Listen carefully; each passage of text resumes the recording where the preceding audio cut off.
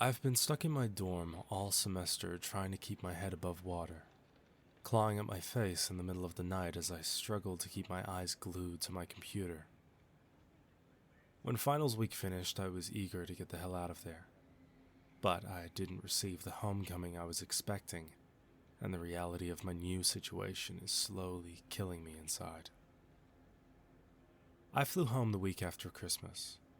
Carry-on in hand, I walked into the airport lobby expecting to see my family waiting for me, anxious to greet me after months away. But nobody was there. I stood there awkwardly scanning the crowd of travelers, hoping to catch a glimpse of a familiar face. But the more I searched, the more disappointment built up in my chest. Clutching my phone, I stared at the screen, awaiting a text, a call, any sign that would let me know someone was coming. That sign never came. It'd been about 30 minutes after boarding when I decided to call my dad, but his number went straight to voicemail. It was odd. My dad never had his phone off.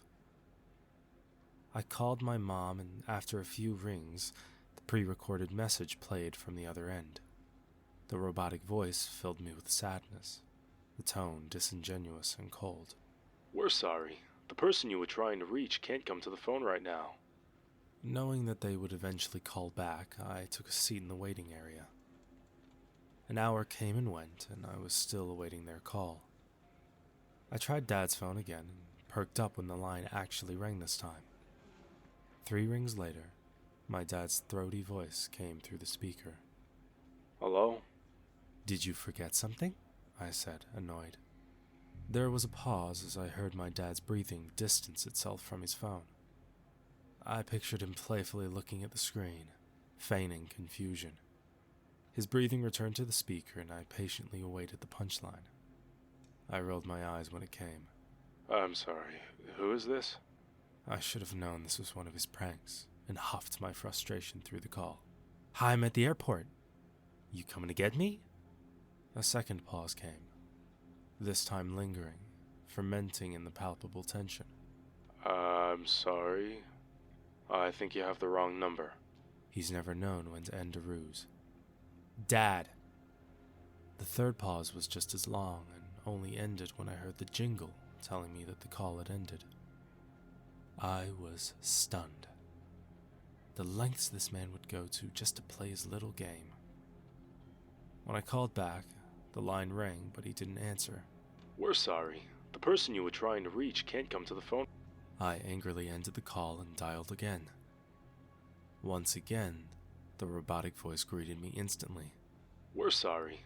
I was fuming. The Uber ride home was not a happy endeavor. A scowl plastered on my face the whole time as the views of the town felt sour under the ridiculous circumstances. As soon as I walked through the door, my dad would be on the floor laughing his ass off at the minor inconvenience he caused me. It would be the highlight of his week. The car came to a stop outside our house, the familiar lettering on the mailbox bringing slight relief in the shitstorm that was my life. I was finally home. Luggage in hand, I walked up to the door and gripped the knob, but when I tried turning it, it wouldn't budge. It was the last thing I needed. My fury spilled out through my knuckles as I bashed my hand on the door. "Dad, open the door, I'm here."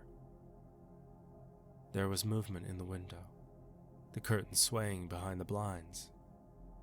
Someone was watching me from the other side. I waved and the blinds fluttered closed. They were really outdoing themselves this time. Footsteps walked across the floor on the other side of the walls and stopped just on the opposite end of the door. The knob unlatched and the door swayed on its hinges, letting out an anguished creak. Someone was peering out of the small crack, their gaze dismissive and cold. "Hi, how can I help you?" I was clenching my fists, the joints in my hands snapping under the pressure. "Ha ha, very funny," I said as I touched the door and tried pushing it aside. My dad's eyes panicked as the door pushed against his hands, and he fought my push with one of equal strength. Whoa, what the fuck do you think you're doing?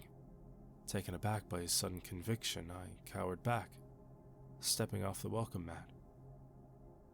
I'd never heard my dad curse. He opened the door the rest of the way, revealing a wooden bat in his hand, his knuckles white with intent. His shoulders were stiff and hands shaky. He looked ready to use it, but the fear in his eyes hoped he wouldn't have to. Dad? I questioned. The quizzical look he gave me was gut-wrenching. It's me, Maya, your daughter. My mom peered over his shoulder. Honey, what's going on? When her eyes met me, she yelped. Without breaking his connection with me, my dad answered her question. This person says their name is Maya. He paused, still calculating the situation himself. Our daughter. Horror washed over my mom's expression, and the words snagged in her throat. My dad finally glanced over at her, confirming the apparent absurdity of the situation. When their eyes returned, my dad raised the bat, shoving it in my chest. Look, I don't know if you're crazy, having some kind of psychotic breakdown or just some stalker, but you were not Maya. You, disgust, fluctuated his voice as he eyed me up and down. You are not my daughter. The prank had long outstayed its welcome, and I fought the awkwardness with a fragile giggle. But tears began forming in my eyes. Crackling emotion accompanied the words that left my mouth. Mom, Dad, this isn't funny anymore. My dad bared his teeth, a primal display of anger, a premonition of violence. His jaw unlatched and I saw the fury start to wallow up from his chest. But before he could say anything, a chilling voice drifted from inside the house. Dad, what's going on? She stepped up behind my mom, craning over both of them, trying to get a look at the spectacle at the door.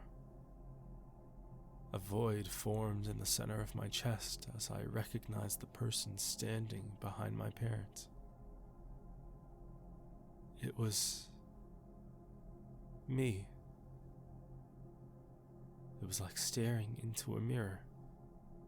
The blonde hair, glasses, eyes, mouth, tone of voice, an identical twin, a doppelganger, an imposter. Shock rang in my ears and the world became distant, muted. It was as if a bomb had gone off beside me. I was woozy, fighting not to hyperventilate. The head of the bat pushed the air out of my lungs. Hey, stop looking at her like that, you freak. I'd been staring at the duplicate but wasn't sure for how long.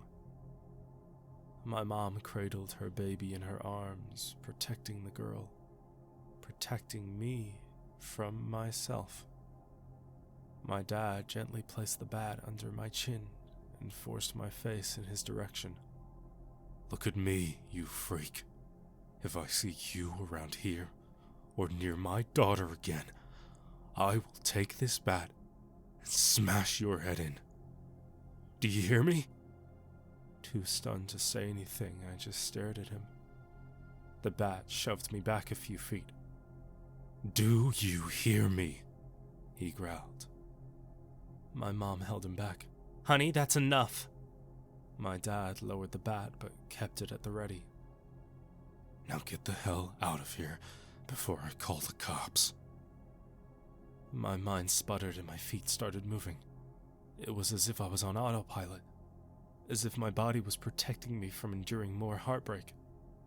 When I got to the sidewalk, the door slammed, and I was left out in the cold like a piece of trash. I wandered the street for a while, my luggage rolling behind me as I tried to figure out my next move. And what the hell was going on? I eventually came across a corner store and shuffled my way inside. The clerk gave me a strange look as I walked through the door. I asked for the bathrooms and he pointed me to the back of the store, eyeing me warily as I made my way in that direction. A woman was stepping out of one of the stalls as I walked inside, and jolted when she saw me. I tried smiling at her, but she didn't return the gesture. She scurried out of the bathroom in a rush. I thought it was strange, but with so much going on, I put it out of my mind. That is, until I walked up to the mirror and saw what everyone else saw. His beard was long, gray, and matted. The wrinkles on his face were deep, skin leathery. There was this smothered filth across his brows as if he'd been standing near a coal fire all night. I reached for the glass and wiped at its surface, hoping the image would self-correct. When it didn't, I touched my face. The loose skin didn't bounce back as my fingers dragged across my cheeks. The warmth of my tears streaked down my face and soaked into the fibers of the man's beard in the mirror. The store clerk's reflection came into frame. "Sir, this is the woman's bathroom. You can't be in here."